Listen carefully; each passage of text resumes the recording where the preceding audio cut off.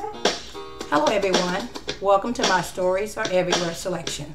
The item that I'm going to be using is this CD. It's from a group called the Arrested Development, and they were one of my favorite hip-hop group of the 1990s. This story does take place in the 1990s. It was a little bit after I had graduated from college. I had not begun teaching yet. I was driving to work. I was working the 11 to 7 shift. I decided I was hungry and I was going to get me a bite to eat. I was driving down one of the streets where it had several fast food places on the opposite side of the street. So I had to go down a few feet, make a U-turn, come back around and figure out where I was going to get my breakfast. I chose McDonald's. I was going to have an Egg McMuffin combo. So I drive around through the drive-through window. They asked me what I wanted, and I told them that I wanted an Egg McMuffin combo.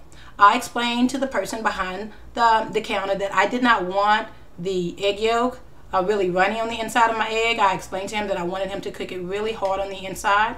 He said that he could do that. I drove around to the window. I paid for my order. He gave it to me, and I go on about my way. Again, I'm listening to Mr. Wendell from my Arrested Development CD.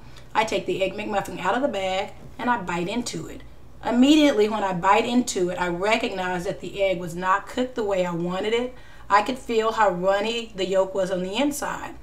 I pull over when I get an opportunity to. I take the Egg McMuffin apart. I look at it and examine it, and sure enough, it was nothing like I had ordered it. At this point, I got really angry. So I get back behind the wheel and I'm driving, and I go back to the establishment, or what I think is the establishment, and I go inside. There's a young man behind the counter, and I take the Egg McMuffin, and at this point I'm angry, and I kind of slide it across the counter, and I explain to him that it was nothing the way I ordered it.